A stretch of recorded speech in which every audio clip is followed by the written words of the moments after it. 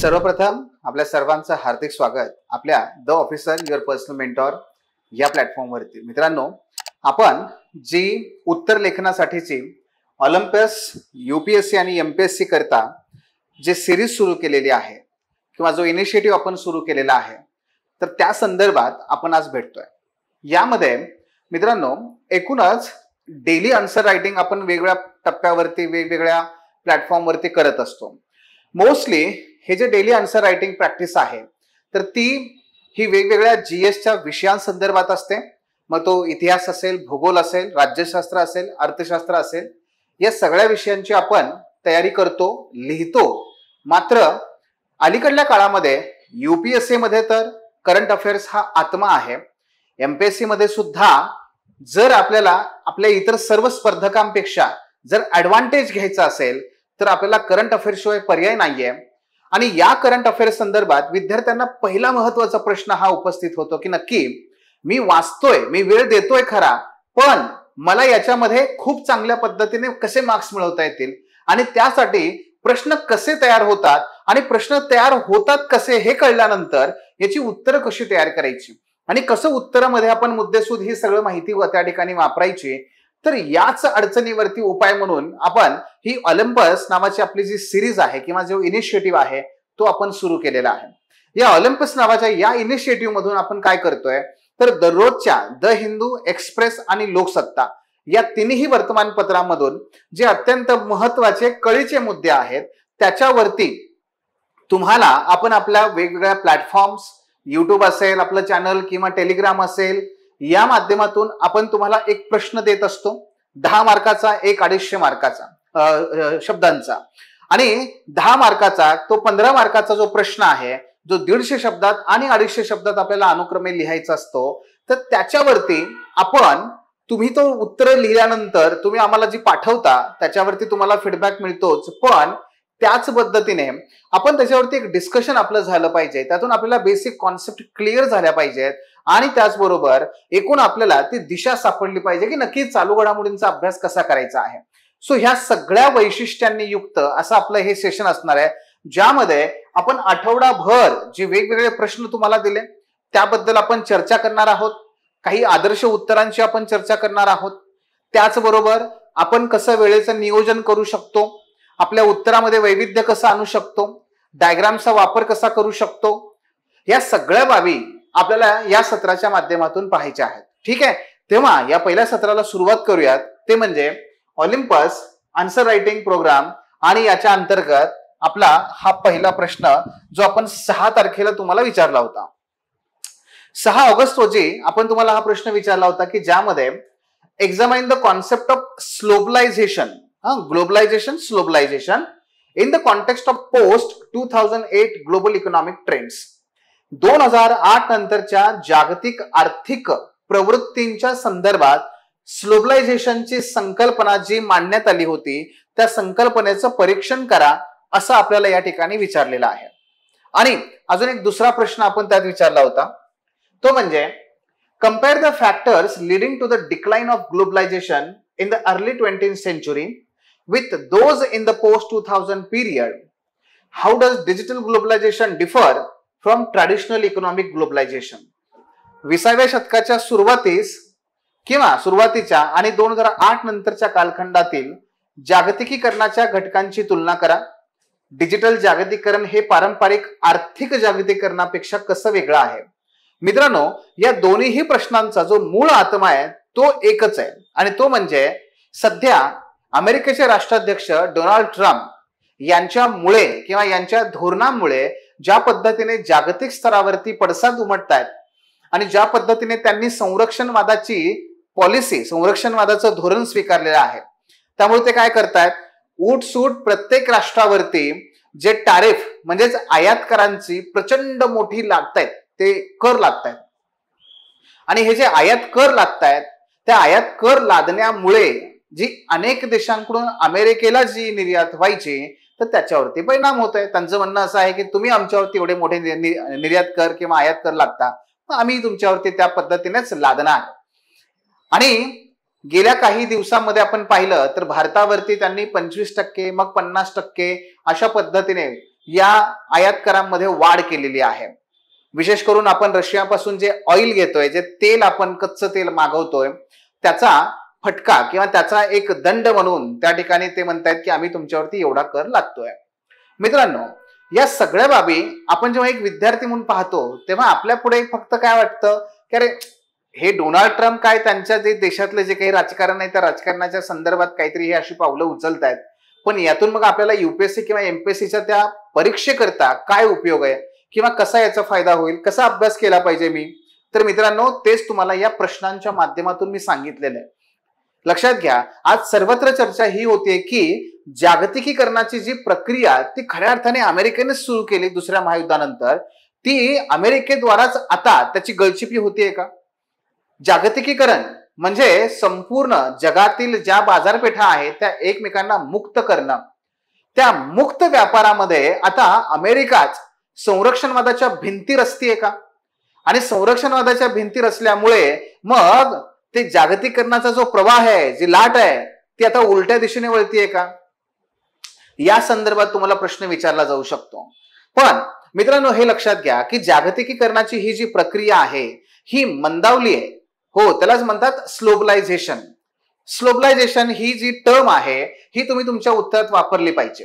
कारण IMF, international monetary fund, यांनी 2008च्या नंतर पुढचे 15 वर्ष जो अभ्यास केलाय जागतिकीकरणाचा, त्यातून ते हे सांगतात की 2008 नंतर विशेषतः जागतिक स्तरावर जागतिकीकरणाच्या प्रसाराचा वेग मंदावलेला आहे. त्यालाच म्हणतात स्लोबलायझेशन. आणि हे स्लोबलायझेशन मग खऱ्या अर्थाने 2008 पासून सुरू झालंय. डोनाल्ड ट्रम्प हे त्याच प्रवाहातला पुढचा टप्पा आहेत का? जागतिकीकरणाला खीळ जी बसलेली आहे ती ही आत्ताच्या अलीकडल्या काळातली आहे का? तर नाहीये.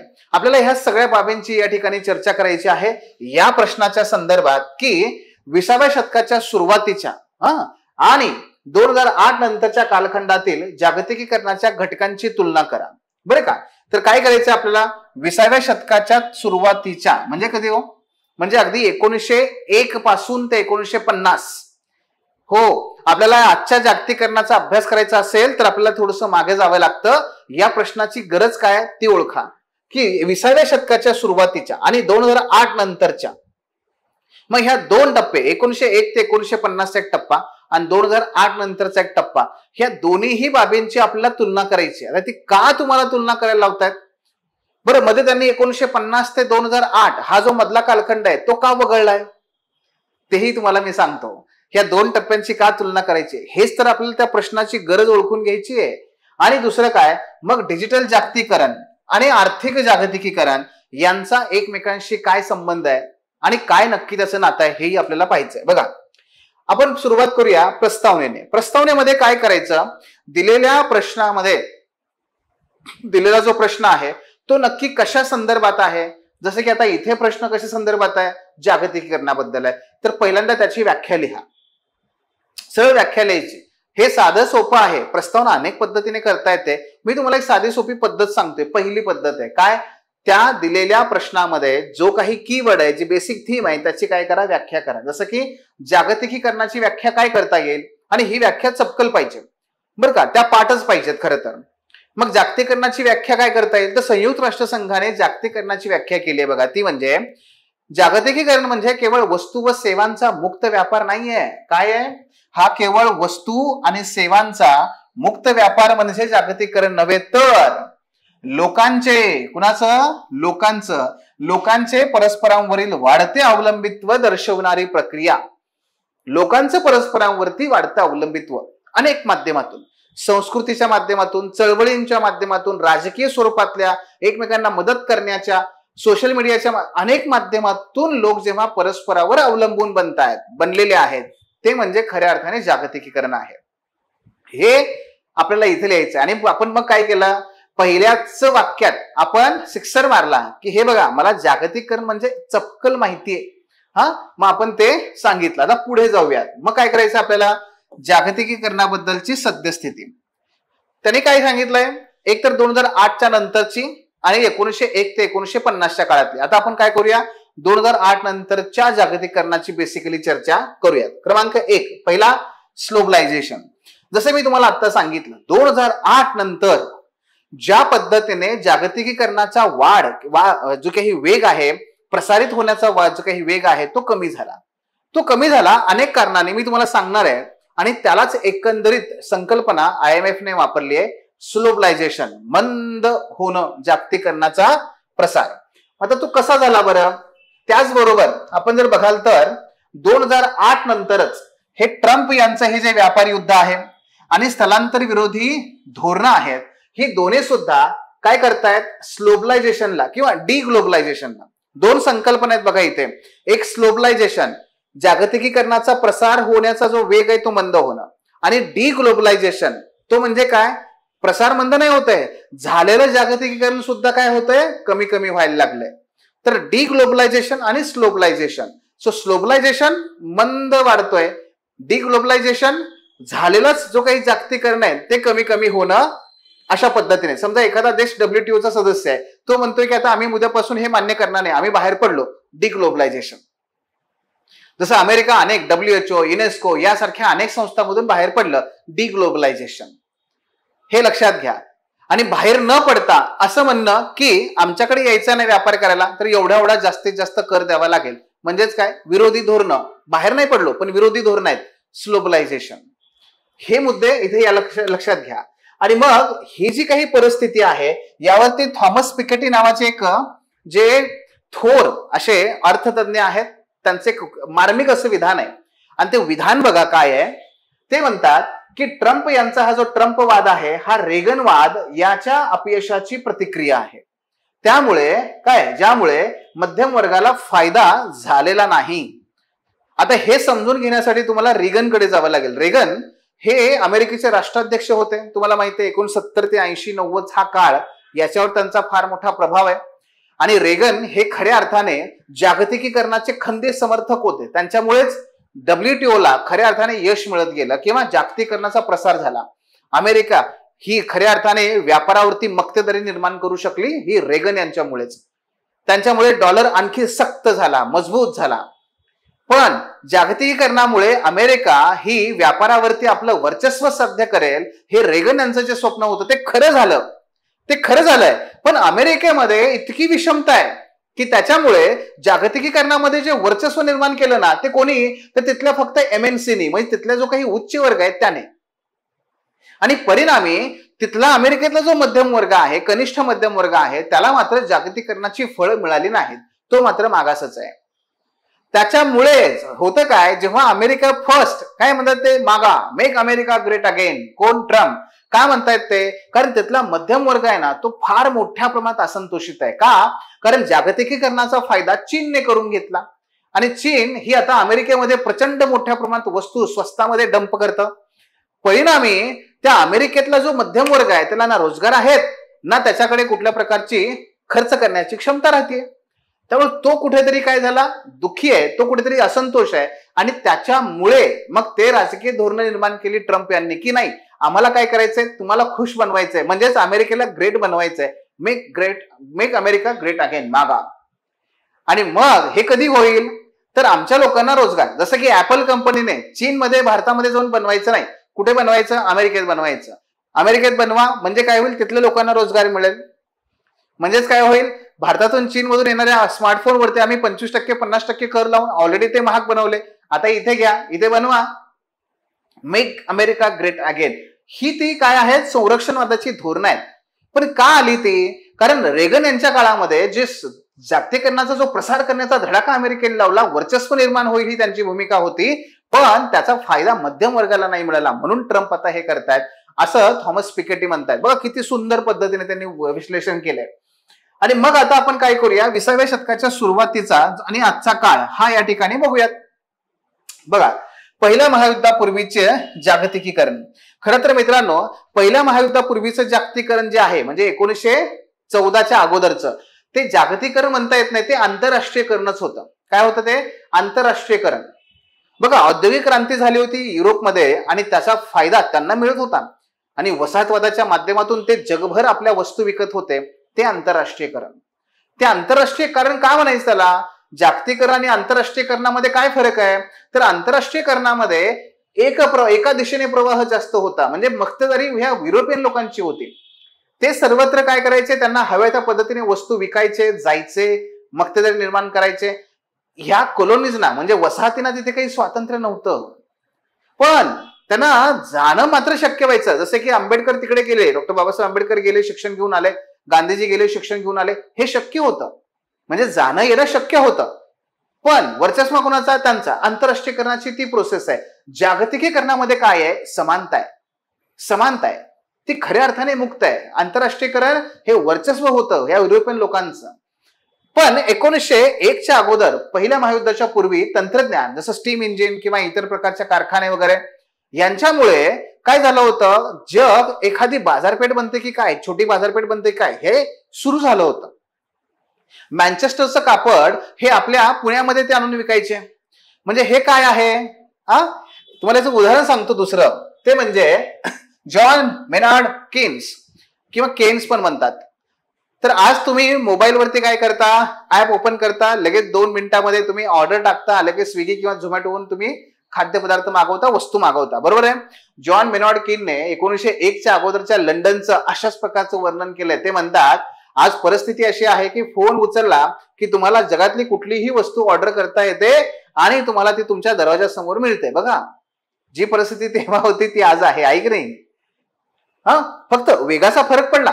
ती मागवल्यानंतर तिथे 2 महिने लागत असतील, इथे काय हार्डली तुम्हाला तर 10 मिनिटमध्ये सगळं मिळतं का नाही. पण तिथे ते नव्हतं. पण ही परिस्थिती होती त्या काळात. त्याला आंतरराष्ट्रीयकरण किंवा जागतिकीकरणाची पहिला टप्पा म्हणता येऊ शकतं. हे तिथे होतं. मात्र झालं काय नंतर, 1901 नंतर बघा, म्हणजे 1914 नंतर पहिलं महायुद्ध, त्यानंतर मंदीचा काळ. पहिल्या महायुद्धामध्ये झालं असं की जे काही युरोपियन राष्ट्र आहेत त्यांचे 2 गट पडतायत. जेते गट आहेत किंवा मित्र गट आहेत. आणि ह्या गटांचा परिणाम काय होतोय की गटांचा परिणाम असा झाला की आता एकमेकांना हे शत्रू मानायला लागले आणि आपल्या मित्राला काय करतायत, सवलती देत आहेत, आणि शत्रूंना मात्र ते जकाती, आयाती निर्यातीच्या भिंती उभा करतायत. त्यामुळे व्यापारामध्ये एक समानता नव्हती. झालं काय याचा परिणाम? याचा परिणाम असा झाला की पुन्हा एकदा जगामध्ये जे स्वप्न होतं या केन्स यांचं वगैरे किंवा ह्या पूर्वीच्या लोकांचं की नाही जग एक बाजारपेठ होईल, ते काही होऊ शकलं नाही. दुसऱ्या खऱ्या अर्थाने पहिली महामंदीच म्हणता येईल. पहिली महामंदीचा जो काळ आहे 1929 नंतरचा, यानंतर तर हे आणखीनच याचं प्रमाण वाढलं. प्रत्येक राष्ट्र प्रयत्न करायला लागले आपल्या देशातल्या लोकांना कसं जगवता येईल, बाकीचं जाऊ दे. आणि याचाच परिणाम दुसरं महायुद्ध आहे मित्रांनो. आणि ह्या दुसऱ्या महायुद्धामध्ये सुद्धा आपल्याला माहितीये की जग हे संकुचित झालं होतं. पण दुसऱ्या महायुद्धानंतर मात्र अमेरिकेने पुढाकार घेतला. त्यांनी काय केलं तर जी ब्रिटन वूड जे काही कमिशन आहे, त्याच्यानंतर जे काही परिषद आहे मित्रांनो, त्यामधून काय झालं, इंटरनॅशनल मॉनिटरी फंड IMF ही स्थापन झाली, वर्ल्ड बँक स्थापन झाली, WTOच्या स्थापनेच्या प्रक्रियेला सुरुवात झाली, संयुक्त राष्ट्रसंघ यासारखी भली मोठी अत्यंत महत्वाची संस्था स्थापन झाली आहे, WHO, युनेस्को यासारख्या संस्था स्थापन झाल्या. हे खऱ्या अर्थाने काय सुरू झालं, हे जागतिकीकरणाची प्रक्रिया पुन्हा एकदा सुरू झाली की जिथे जागतिक स्तरावरती प्रभाव असणाऱ्या संस्था त्यांची निर्मिती अमेरिकेकडूनच करण्यात आली. म्हणजे त्यांनीच काय केलं, ह्याला सुरुवात केली. पण 1950च्या अगोदरचं बघा कसं आहे, 1950च्या अगोदरचा काळ हा विशेष करून महायुद्धांचा काळ आहे, मंदीचा काळ आहे. हा कसा आहे, संकुचित धोरणांचा काळ आहे बरं का. आणि 1950 नंतर मात्र काय होतंय, 1950 नंतर अनेक घटना घडत आहेत. एक पहिली घटना, अमेरिकेने काय केलं, पुढाकार घेतला. दुसरी घटना, 1991 नंतर चीनने सुद्धा उदारीकरण स्वीकारलं. ही दुसरी घटना, चीनने सर्वात मोठी बाजारपेठ, चीनने हे स्वीकारलं. त्यानंतर युरोपियन युनियन हे स्थापन झालं. त्यानंतर सोव्हिएत संघाचं विघटन. ठीक आहे, फार मोठं, कारण जग 2 गटात विभागलं होतं ना. आता सोव्हिएत संघच नाही 1991 नंतर झालं, आता कोणीच नाहीये, आता फक्त एकच गट आहे. मग एका गटाचं काही अस्तित्व नसतं, तोही नष्ट. गटागटाचं तटातटाचं राजकारण संपलं. काय झालं, जग एकत्र आलं. हे सगळे घटक आहेत की ज्यांच्यामुळे काय झालं, जागतिकीकरणाचा वेग वाढलाय. प्रश्न आपल्याला तो नाहीये. आपल्याला प्रश्न काय, 1950च्या अगोदरची परिस्थिती आणि आता 2008 नंतरची परिस्थिती. आता काय झालं बघा, 1991ला जेव्हा संयुक्त ह्या सोव्हिएत संघाचे विघटन झालं, त्यामुळे सुद्धा चीनच्या उदारीकरणामुळे सुद्धा जागतिकीकरणाला प्रोत्साहन मिळालं, प्रसार होऊ लागला वेगाने. मात्र 1999चं ते वर्ष आहे की जिथून पुढे परत जागतिकीकरणाचा जो काही वेग आहे तो मंद होण्यास सुरुवात होणार आहे. ती म्हणजे काय, 1999 साली अमेरिकेमध्ये फार मोठं आंदोलन उभं राहिलं कामगारांचं जागतिकीकरणाच्या विरोधी.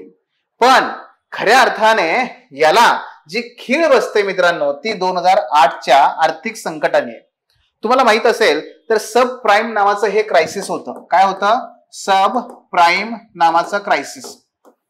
म्हणजे काय की ज्यांची कर्ज घेण्याची ऐपत नाही अशा लोकांना सर्रास आणि वारेमाप कर्ज द्यायला सुरुवात झाली.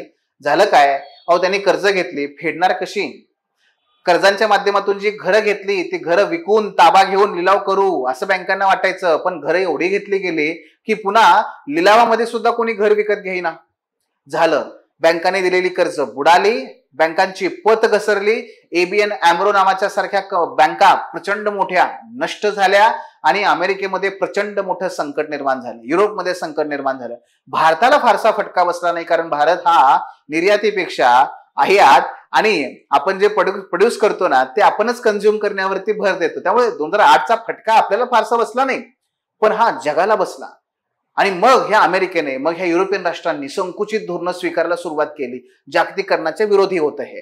त्याचबरोबर 2015-16चं निर्वासितांचं संकट, त्याच्या अगोदर बघा तुम्ही सिरियामध्ये संकट आलं, अफगाणिस्तानमध्ये संकट आहे. त्याचबरोबर या ह्याच्यामध्ये आफ्रिका खंडामध्ये अनेक ठिकाणी यादवी युद्ध होत आहेत. लोक काय करतायत, उज्ज्वल भविष्याकरता किंवा एक दिवस सुखाचा मिळावा याकरता युरोप आणि अमेरिकेकडे प्रचंड स्थलांतर करायला लागली. सुरुवात आपण कशी केली, जागतिकीकरण म्हणजे काय, लोकांचं सुद्धा मुक्त संचार. पण इथे काय झालं, आता इथे युरोपातल्या अनेक राष्ट्रांनी अपवाद जर्मनी किंवा काही स्कॅन्डिनेव्हियन कंट्रीजचा सगळ्या राष्ट्रांनी आपले दरवाजे लोकांना बंद केले. अगदी अमेरिका सुद्धा या लोकांनी दरवाजे बंद केले. याचा अर्थ जागतिकीकरणाचा महत्वाचा घटक लोकांचा मुक्त संचार बंद, संकुचितता. इथे लक्षात तुमच्या हे दुसरा घटक आहे. तिसरा कोविड-19ची साथ. या कोविड-19 मुळे एकतर नैसर्गिकरित्या सुद्धा आणि त्याचबरोबर शांततेच्या काळामध्ये जर जग थांबला असेल, जर जगाने एक संकुचितता अनुभवली असेल तर ते होतं कोविड-19. अनेक देशांनी आरोग्याच्या नावाखाली लोकांना येण्यास जाण्यास, वस्तू येण्यास नेण्यास, वस्तूंचा व्यापार करण्यास बंदी घातली. सीमा बंद झाल्या, सील झाल्या. जागतिकीकरण ज्याचा मूळ हेतू होता मुक्त व्यापार बंद झाला. लक्षात येतं तुमच्या. या पद्धतीने आपण डिग्लोबलायझेशन कडे वळलो. ग्लोबलायझेशन टू डिग्लोबलायझेशन हे सगळे घटक आहेत. आणि त्यातलाच एक महत्वाचा आहे युक्रेन युद्ध, भू राजकीय तणाव. युक्रेन युद्धाने पण तेच केलं. सो मित्रांनो अशा पद्धतीने, आणि आता त्यात भर पडली कुणाची, ट्रम्प यांची. सो असे 6 घटक आहेत की ज्यांच्यामुळे आपल्याला पाहता येईल की आज डिग्लोबलायझेशन कडे जग वळलेलं आहे. पण मुद्दा खरा आता पुढचा आहे, तो म्हणजे की डिजिटल ग्लोबलायझेशन आणि आर्थिक ग्लोबलायझेशन. तर मित्रांनो होतं काय की खरंच जागतिकीकरण हे नष्ट होईल का, थांबेल का, ते पुन्हा रिव्हर्स जाईल का? तर नाही, असं नाही होणार. जागतिकीकरण हे सातत्याने नवी रूप धारण करत आलेलं आहे. आणि आज ट्रम्प किंवा इतर कितीही घटक त्या विरोधात असू दे, आता जागतिकीकरणाची जी चक्र आहेत ती उलट फिरणं कठीण आहे. कारण आता जागतिकीकरणाने नवीन रूप धारण केलंय, ते म्हणजे डिजिटल ग्लोबलायझेशन. हे काय आहे पहा, इंटरनेट आणि डिजिटल जागतिकीकरण. मित्रांनो सांस्कृतिक आणि राष्ट्रीय अडथळे या डिजिटल ग्लोबलायझेशन मुळे कमी झाले. झूम मीटिंगमुळे मला प्रत्यक्ष जाऊन भेटण्याची गरज नाही कुणाशी, मी डायरेक्ट कम्युनिकेशन करू शकतो. मी गुगल मीट वरून ते करू शकतोय. सोशल मीडियामुळे मला एकत्र येता आलं. आता ती अडचण राहिलेली नाहीये. टाकेस फोटोपोलोस नावाचे एक विचारवंत आहेत. त्यांनी बघा डिजिटल ग्लोबलायझेशनचे 3 प्रकार आपल्याला सांगितलेले आहेत. पहिला प्रकार आहे तो म्हणजे सांस्कृतिक. काय सांस्कृतिकचा, मी येईन तुमच्याकडे. सांस्कृतिक ग्लोबलायझेशनचा म्हणजे आज बघा मनोरंजनाचं जागतिकीकरण झालेलं आहे.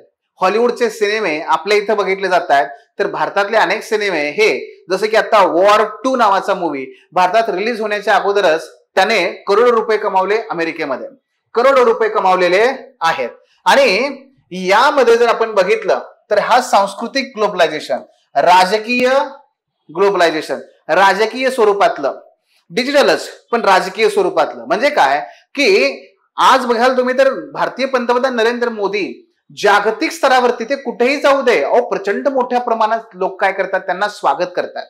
कारण मग ते ट्रम्प असू दे, मग ते पुतीन असू दे, ते नरेंद्र मोदीजी असू दे, यासारखी जी लोक आहेत ही आता एका बाउंड्री पर्यंत मर्यादित नाहीयेत. त्यांचा फॉलोवर हा जगभर आहे. हे काय दाखवत आहे आणि हे जगभर कसं काय निर्माण झालंय? डिजिटल टेक्नॉलॉजीमुळे ते जगभर पोहोचले आणि त्यामुळे त्यांचा फॉलोअर त्या पद्धतीने वाढला आणि तो फॉलोअर सतत सक्रिय आहे. कुठे? सोशल मीडियावरती तो सक्रिय आहे. त्याचबरोबर तांत्रिक, सामाजिक विचारसरणी यासारख्या बाबी सोशल मीडियाच्या माध्यमातून बघा तुम्ही की नेत्याशिवाय चळवळी घडू शकल्या. बांगलादेशमध्ये हसीना बेगम यांचं सरकार पडलं, त्याला कुठलाही नेता नव्हता त्या विद्यार्थ्याच्या चळवळीला. त्याला संपूर्णपणे डिजिटल प्लॅटफॉर्मवरती दिशा मिळाली होती आणि त्याला हवा किंवा खत पाणी किंवा प्रोत्साहित करण्याचं काम जागतिक स्तरावरच्या मुस्लिम कट्टरतावादी व्यक्तींद्वारे केलं जात होतं. हे सुद्धा आपल्याला पाहता येतंय. आणि हे सगळ्या बाबी जर आपण बघितल्या, त्यामुळे हे लक्षात ठेवा की जागतिकीकरण हे नष्ट होणार नाही, त्याने स्वरूप बदललंय आणि तोच आपला निष्कर्ष असेल. तो म्हणजे फ्रँकलिन डी रुझवेल्ट यांचं ते वाक्य आहे जे आपण निष्कर्षामध्ये वापरू शकतो. निष्कर्ष काय लिहायचा? निष्कर्ष मित्रांनो हा प्रभावी असला पाहिजे, जेणेकरून काय होईल, आपल्याला प्रभाव पाडता येईल त्या परीक्षकावरती. मग एखादं कोटेशन किंवा उपाययोजना किंवा भारत सरकारच्या योजना अशा कुठल्याही पद्धतीने तुम्ही निष्कर्ष लिहू शकता. ह्या 3 झाल्या पद्धती. अनेक पद्धती आहेत. मी इथे कोटेशनची पद्धत वापरले. ते कशी बघा, फ्रँकलिन डी रुझवेल्ट यांच्या शब्दामध्ये जागतिकीकरणाला अंत नाहीये, तर ते नेहमी नव्या स्वरूपात जगभर पसरत असते. आणि त्याचप्रमाणे आज AI, क्रिप्टोकरन्सी, मेटावर्स यासारख्या तंत्रज्ञानांनी जागतिकीकरणाच्या नव्या लाटांना चालना दिली आहे. भारतासारख्या उदयोन्मुख अर्थव्यवस्थांसाठी ही एक संधी आणि आव्हान सुद्धा आहे. मी भारताला पण जोडलं आणि त्याचबरोबर एका कोटेशनने मी त्याचा एंड केला. मित्रांनो, अशा पद्धतीने आपण या प्रश्नाला डील करू शकतो. समजतंय? यात आपण बऱ्याच बाबी चर्चा केल्या. प्रस्तावना कशी लिहायची, मेन बॉडी कशी आहे आणि निष्कर्ष कसा आहे. ठीक आहे? येस. तर हा होता 6 ऑगस्टचा आपला प्रश्न आणि आपली त्याची चर्चा. Thanks for watching. If you found this video valuable, don't forget to like, share and subscribe our channel. The Officer, your personal mentor.